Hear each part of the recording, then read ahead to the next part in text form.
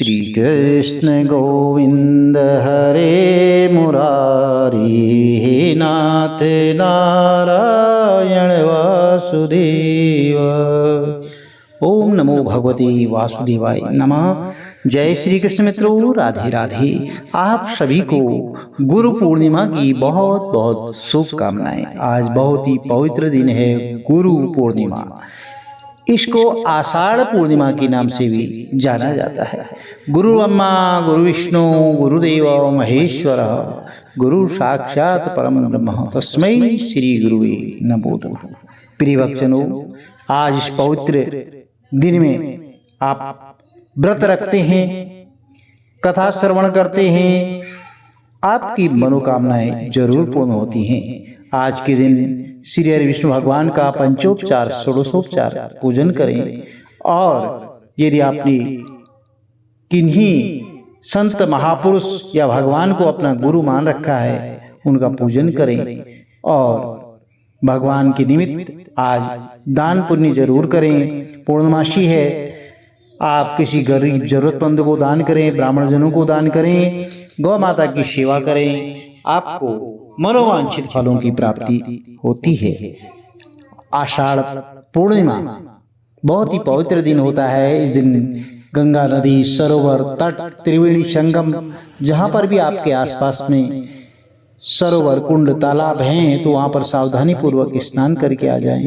अन्यथा बरसात का मौसम है तो आप घर में ही माँ गंगा का बहाव करते हुए गंगा जल मिश्रित जल से स्नान कर लें। आपकी मनोकामनाएं जरूर पूर्ण होंगी।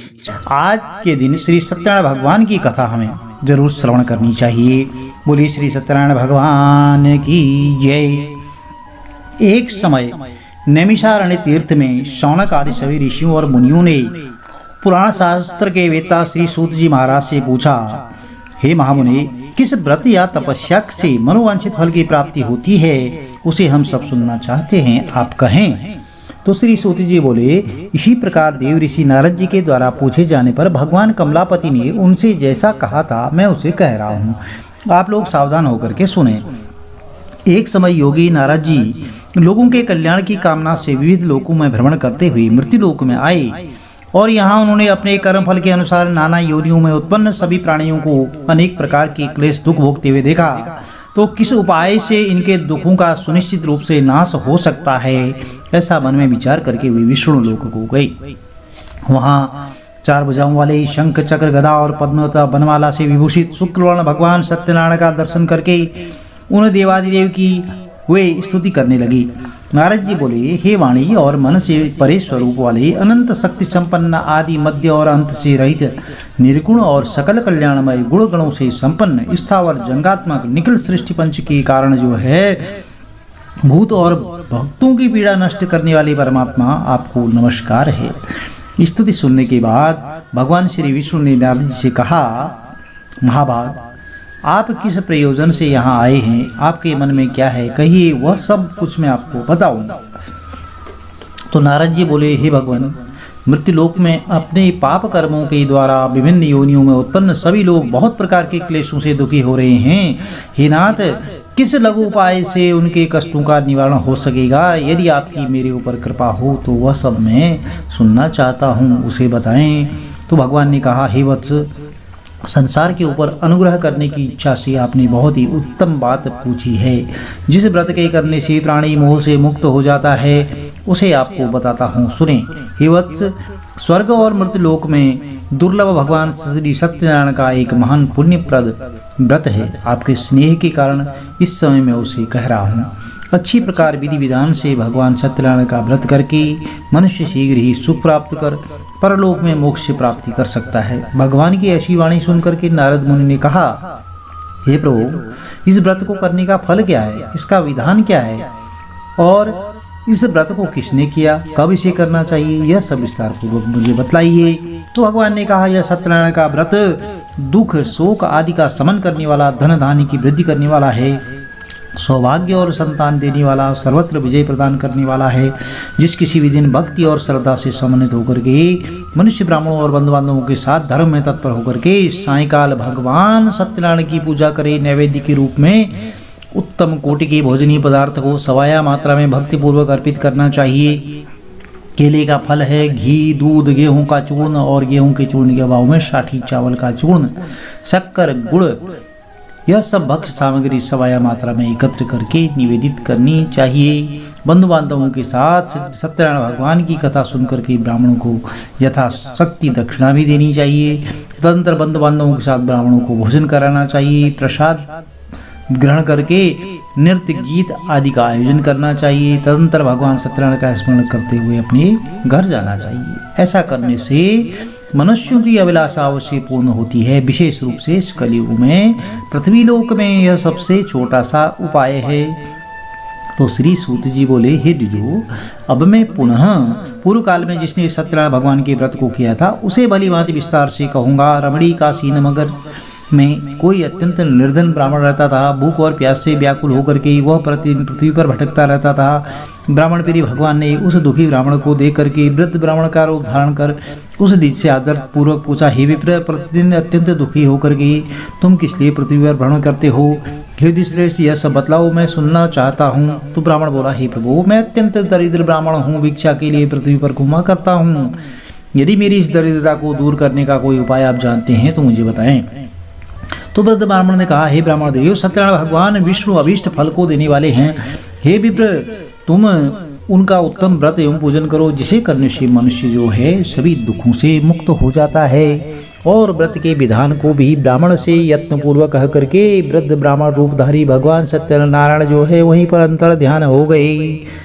तो वृद्ध ब्राह्मण ने जैसा कहा है उस व्रत को अच्छी प्रकार से वैसे ही करूँगा, यह सोचते हुए उस ब्राह्मण को रात में नींद नहीं आई। तदंतर प्रातःकाल उठकर के सत्यनारायण का व्रत करूंगा, ऐसा संकल्प करके वह ब्राह्मण जो है भिक्षा के लिए चल पड़ा। उस दिन ब्राह्मण को भिक्षा में बहुत सारा धन प्राप्त हुआ। उसी धन से उसने बंधु बांधवों के साथ भगवान सत्यनारायण का व्रत किया। इस व्रत के प्रभाव से वह श्रेष्ठ ब्राह्मण सभी दुखों से मुक्त होकर के समस्त संपत्तियों से संपन्न हो गया। उस दिन से लेकर के प्रत्येक महीने उसने यह व्रत किया। इस प्रकार भगवान सत्यनारायण के इस व्रत को करके वह श्रेष्ठ ब्राह्मण सभी पाप से मुक्त हो गया और उसने दुर्लभ मोक्ष पद को प्राप्त किया। हे विप्र, पृथ्वी पर जब भी कोई मनुष्य श्री सत्यनारायण भगवान का व्रत करेगा उसी समय उसके समस्त दुख नष्ट हो जाएंगे। हे ब्राह्मणों, इस प्रकार भगवान नारायण ने परमात्मा नारायण जी से जो कुछ कहा मैंने वह सब आप लोगों से कह दिया। आगे अब और क्या कहूँ? ऋषियों ने कहा, हे मुने, इस पृथ्वी पर उस ब्राह्मण से सुने हुए इस व्रत को किसने किया? हम सब वह जानना चाहते हैं, सुनना चाहते हैं, हमारी बहुत ही श्रद्धा हो रही है। सुश्री सूत जी बोले, मुनियो, पृथ्वी पर जिसने यह व्रत किया उसे आप लोग सुने। एक बार वह दुष्श्रेष्ठ अपनी धन संपत्ति के अनुसार बंधु बांधवों और परिवारजनों के साथ व्रत करने के लिए उद्यत हुआ। इसी बीच एक लकड़हारा वहां आया और लकड़ी बाहर रख करके उस ब्राह्मण के घर गया। प्यास से व्याकुल होकर के वह उस ब्राह्मण का वो व्रत करता हुआ देख करके प्रणाम करके उससे बोला, हे प्रभु, आप यह क्या कर रहे हैं? इसे करने से किस फल की प्राप्ति होती है? विस्तार पूर्वक मुझसे कहिए। तो विप्र ने कहा, यह सत्यनारायण भगवान का व्रत है जो सभी मनोरथों को प्रदान करने वाला है। उसी के प्रभाव से मुझे यह सब महान धन धान्य आदि प्राप्त हुआ है। जल पी करके प्रसाद ग्रहण करके वह नगर चला गया। सत्यनारायण देव के लिए मन से ऐसा सोचने लगा कि आज लकड़ी बेचने से जो धन प्राप्त होगा उसी धन से भगवान सत्यनारायण का श्रेष्ठ व्रत करूंगा। इस प्रकार मन से चिंतन करता हुआ लकड़ी को मस्तक पर रख करके उस सुंदर नगर में गया जहाँ धन संपन्न लोग रहते थे। उस दिन उसने लकड़ी का दुगुना मूल्य प्राप्त किया और प्रसन्न हृदय होकर के वह पके हुए केले का फल है, शर्करा, घी, दूध और गेहूं का चूर्ण सवाया मात्रा में लेकर अपने घर गया। उसके बाद उसने बंधु बांधवों को बुला करके विधि विधान से भगवान श्री सत्यनारायण का व्रत कर गए। उस व्रत के प्रभाव से वह जो है धन पुत्र से संपन्न हो गया और इस लोक में अनेक सुखों का उपभोग करके अंत में वह सत्यपुर वैकुंठ लोक को चला गया। अब श्री सूत जी बोले, हे श्रेष्ठ मुनियों, अब मैं पुनः आगे की कथा कहूँगा, आप लोग ध्यान पूर्वक सुने।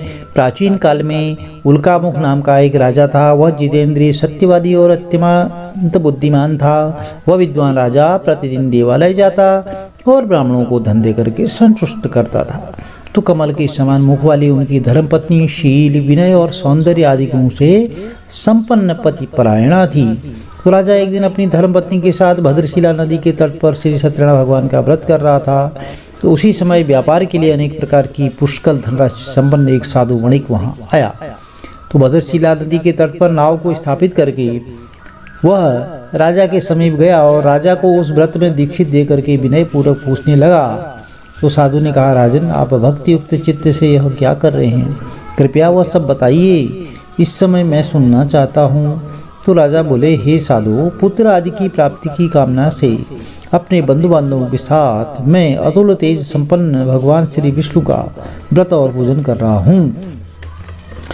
तो राजा की बात सुनकर के साधु ने आदरपूर्वक कहा, राजन, इस विषय में आप मुझे सब कुछ विस्तार से बतलाइए। आपके कथन के अनुसार मैं व्रत और पूजन करूंगा। मुझे भी संतति नहीं है, इससे अवश्य ही संतति प्राप्त होगी। ऐसा विचार करके वह व्यापार से निवृत्त होकर के आनंद पूर्वक अपने घर आया। उसने अपनी पत्नी से संतति प्रदान करने वाले इस सत्य व्रत को विस्तार पूर्वक बताया। जब मुझे संतति की प्राप्ति होगी तब मैं इस व्रत को करूंगा। इस प्रकार साधु ने अपनी भार्या से कहा।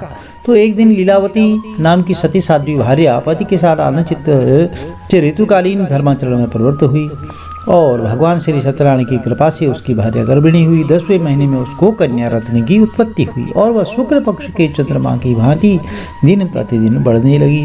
उस कन्या का नाम कलावती रखा गया।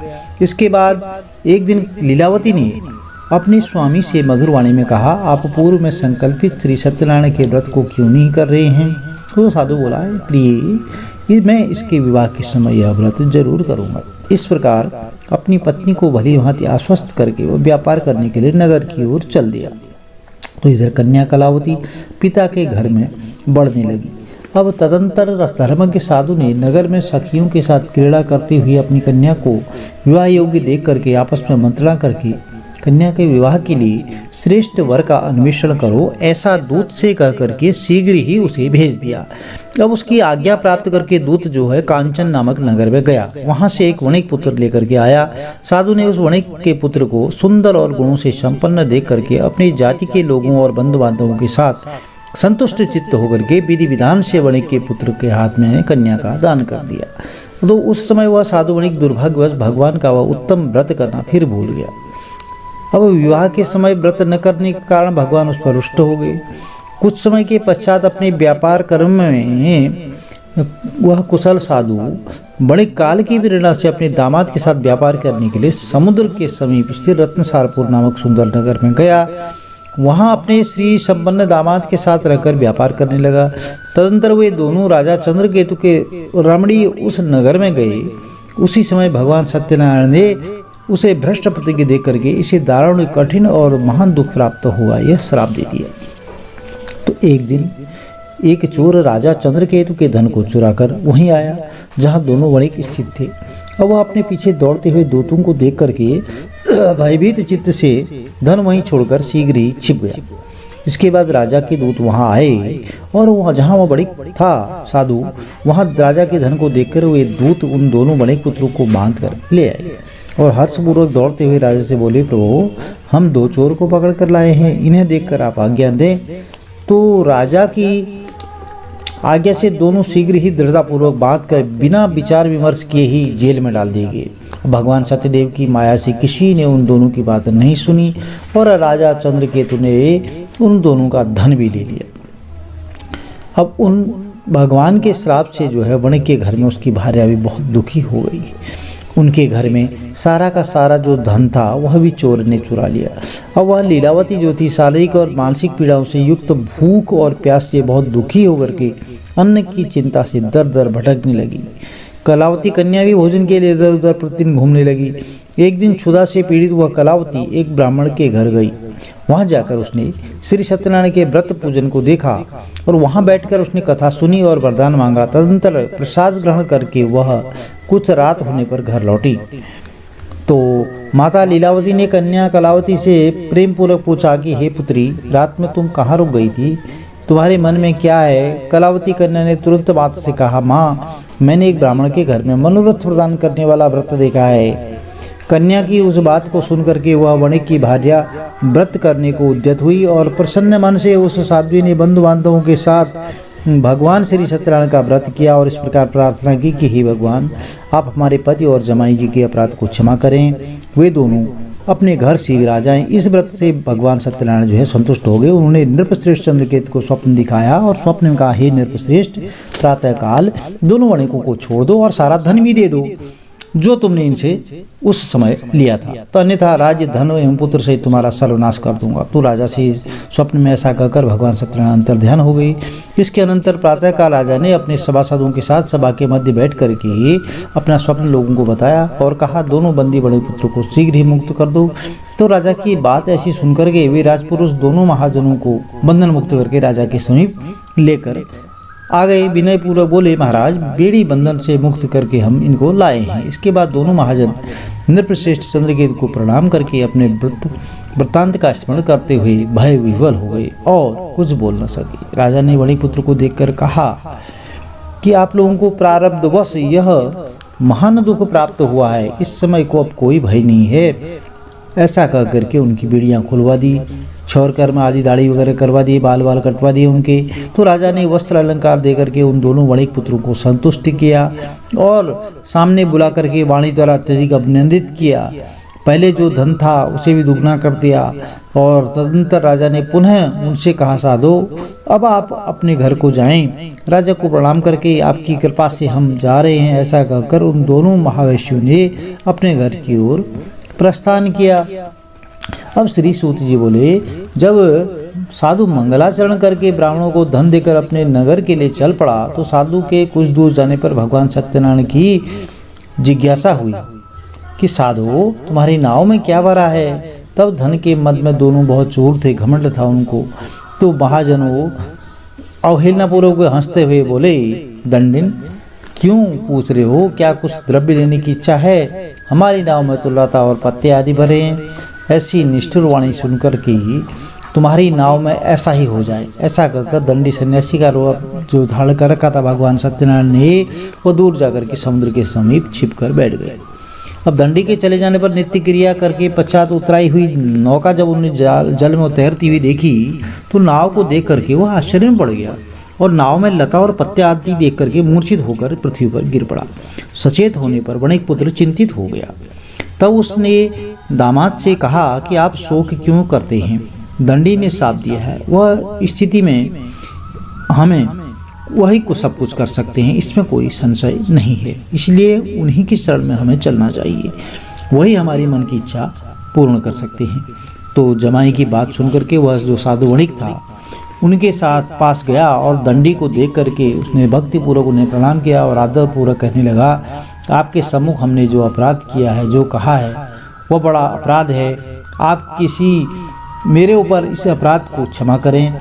ऐसा कह करके बारंबार प्रणाम करके वह महान शोक से आकुल हो गया। दंडी ने उसे रोता हुआ देख करके कहा, अरे मूर्ख, रो मत, मेरी बात सुनो। मेरी पूजा से उदासीन होने के कारण और मेरी आज्ञा से ही तुमने बारंबार दुख प्राप्त किया है। भगवान की ऐसी वाणी सुनकर के वह उनकी स्तुति करने लगा। तो साधु ने कहा, हे प्रभु, आश्चर्य की बात है कि आपकी माया से मोहित होने के कारण ब्रह्मा आदि देवता भी आपके गुण और रूप को यथावत रूप से नहीं जान पाते, फिर मैं मूर्ख आपकी माया से मोहित होने के कारण कैसे जान सकता हूँ?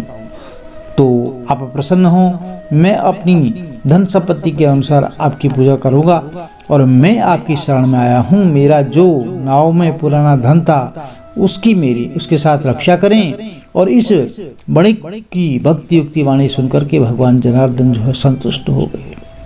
भगवान हरि उसे अभीष्ट वर प्रदान करके वहीं अंतर ध्यान हो गए।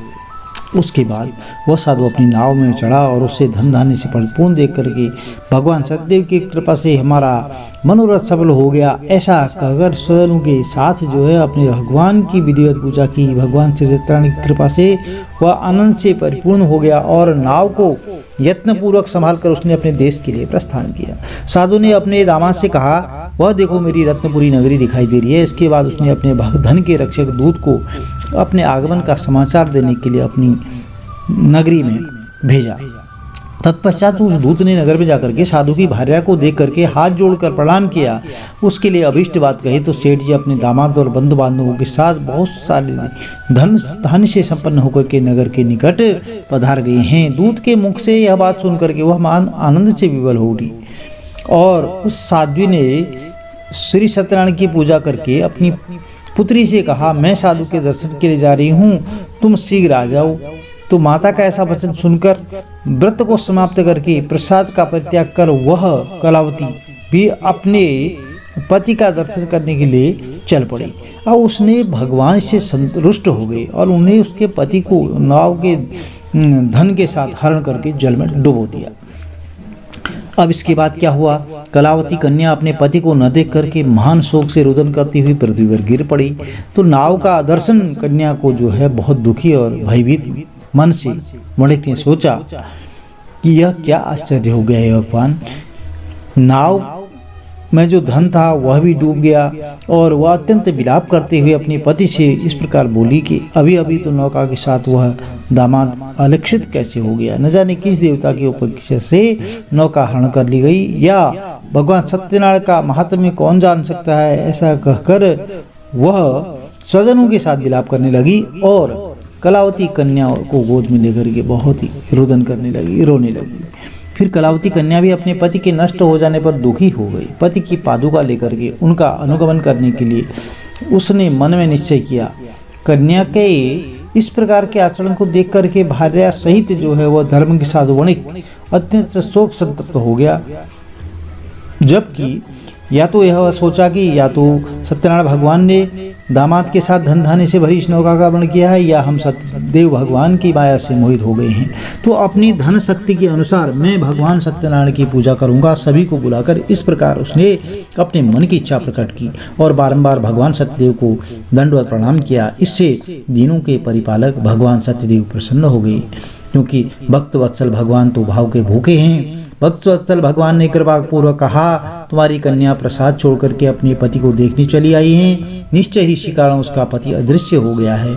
यदि घर जाकर के प्रसाद ग्रहण करके वह पुनः आए तो हे साधो, तुम्हारी पुत्री पति को प्राप्त करेगी और इसमें कोई संशय नहीं है। कन्या कलावती भी आकाश मंडल से ऐसी वाणी सुनकर के शीघ्र ही घर गई और उसने प्रसाद ग्रहण किया। पुनः आकर के स्वजनों और पति को देखा। तब कलावती कन्या ने अपने पिता से कहा, अब तो घर चलें, विलम्ब की कर रहे हैं। कन्या की बात सुनकर के वणिक पुत्र संतुष्ट हो गया और विधि विधान से भगवान सत्यनारायण का पूजन करने लगा। और पूजन के अनंतर जो है बंधु बांधवों के साथ अपने घर गया। तदंतर पूर्णिमा और संक्रांति पर्वों पर भगवान श्री सत्यनारायण का पूजन करते हुए इस लोक में सुख भोग करके अंत में वह सत्यपुर वैकुंठ लोक में चला गया। अब श्री सूत जी बोले, हे श्रेष्ठ मुनियों, अब इसके बाद मैं दूसरी कथा कहूंगा, आप लोग ध्यानपूर्वक सुने। अपनी प्रजा का पालन करने में तत्पर तुंगध्वज नाम का एक राजा था। उसने सत्यदेव के प्रसाद का परित्याग करके बहुत ही दुख प्राप्त किया। एक बार वह वन में जाकर के वहाँ बहुत से पशुओं को मारकर बड़ वृक्ष के नीचे आया।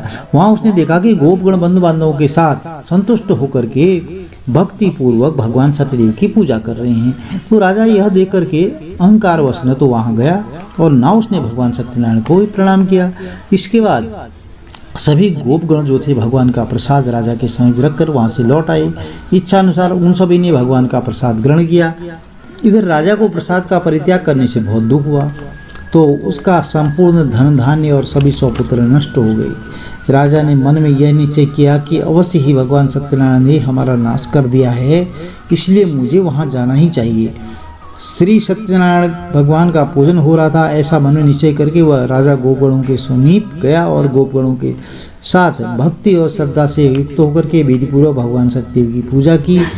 भगवान सत्यदेव की कृपा से वह पुनः धन और पुत्रों से संपन्न हो गया। इस लोक में सभी सुखों का भोग करके अंत में वह सत्यपुर वैकुंठ लोक को प्राप्त हुआ। श्री सूत जी कहते हैं कि जो व्यक्ति इस परम दुर्लभ श्री सत्यनारायण भगवान के व्रत को करता है और पुण्यमयी फल प्रदायिनी भगवान की कथा को भक्ति युक्त होकर के सुनता है, उसे भगवान सत्यनारायण की कृपा से धन धान्य आदि की प्राप्ति होती है। दरिद्र भी धनवान हो जाता है, बंधन में पड़ा हुआ बंधन से मुक्त हो जाता है और डरा हुआ व्यक्ति भय से मुक्त हो जाता है। यह सत्य बात है कि इसमें कोई संशय नहीं है। वह सभी इप्सित फलों को भोग करके अंत में सत्यपुर वैकुंठ लोक को जाता है। हे ब्राह्मणों, इस प्रकार मैंने आप लोगों से भगवान सत्यनारायण के व्रत को कहा, जिसे करके मनुष्य सभी दुखों से मुक्त हो जाता है। कलयुग में तो भगवान सत्यदेव की पूजा विशेष फल प्रदान करने वाली होती है। भगवान विष्णु को ही कुछ लोग काल कुछ लोग सत्य, कोई ईश्वर और कोई सत्यदेव, कोई दूसरे लोग सत्यनारायण नाम से कहेंगे। अनेक रूप धारण करके भगवान सत्यनारायण सभी का मनोरथ सिद्ध करते हैं। कलयुग में सनातन भगवान विष्णु ही सत्य रूप और धारण करके सभी फलों का मनोरथ पूर्ण करने वाले होंगे। हे श्रेष्ठ मुनियों, जो व्यक्ति नित्य भगवान सत्यनारायण की पूजा करता है, कथा सुनता है और भगवान सत्यनारायण की कृपा से उसके सभी पाप नष्ट हो जाते हैं। हे मुनीश्वरों, पूर्व काल में जिन लोगों ने भगवान सत्यनारायण का व्रत किया था उसे अगले जन्म वृतांत बताता हूँ, उसका क्या क्या हुआ, आप लोग ध्यानपूर्वक सुने। महान प्रज्ञा संपन्न जो सतानंद नाम का ब्राह्मण था, सत्यनारायण भगवान के व्रत करने से उसके प्रभाव से दूसरे जन्म में सुदामा नामक ब्राह्मण हुए। सुदामा नाम के ब्राह्मण होने के बाद उन्होंने क्या करा, उस जन्म में भगवान श्री कृष्ण का ध्यान करके उन्होंने मोक्ष प्राप्त किया। लकड़हारा भील जो कुंभ का राजा था, उसने अगले जन्म में भगवान श्री राम की सेवा करके मोक्ष प्राप्त किया। महाराज उल्कामुख दूसरे जन्म में राजा दशरथ हुए और उन्हें श्री रंगनाथ की पूजा करके अंत में वैकुंठ को प्राप्त किया। इसी प्रकार धार्मिक और सत्यव्रती जो साधु था, पिछले जन्म के सत्यव्रत के प्रभाव से दूसरे जन्म में मोरध्वज नाम का राजा हुआ और उसने आरे से चीर करके अपने पुत्र की देह आदि जो है भगवान विष्णु को समर्पित कर दी और इस तरह उसने मोक्ष को प्राप्त किया। महाराज तुंगध्वज जन्मांतर में स्वयं मुन हुए, मनु हुए और भगवत संबंधी संपूर्ण कार्यों का अनुष्ठान करके वह वैकुंठ लोकों को प्राप्त हुए। जो गोपगण थे वह सब जन्मांतर में ब्रज मंडल में निवास करने वाले हुए और सभी राक्षसों का संहार करके इन्होंने भी भगवान का शाश्वत धाम गोलोक प्राप्त किया। तो प्रिय भक्तजनों, यह भगवान श्री सत्यनारायण की व्रत कथा थी। जो भी भक्त सच्चे मन से, हृदय से, भाव से भगवान सत्यनारायण की व्रत कथा का श्रवण करता है, पाठ करता है, उनकी मनोकामनाएं अवश्य पूर्ण होती हैं। यदि वीडियो में दी गई जानकारी आपके लाभप्रद रही हो तो चैनल को लाइक कीजिए, शेयर कीजिए, सब्सक्राइब कीजिए और साथ में बेल आइकन अवश्य प्रेस कर दीजिए, जिससे कि आने वाली वीडियोज़ की नोटिफिकेशन आपको ठीक समय पर मिलती रहे। भगवान श्री हरि विष्णु का आशीर्वाद आपके कुटुंब में सदैव बना रहे। जय माता दी। आपका दिन शुभ हो।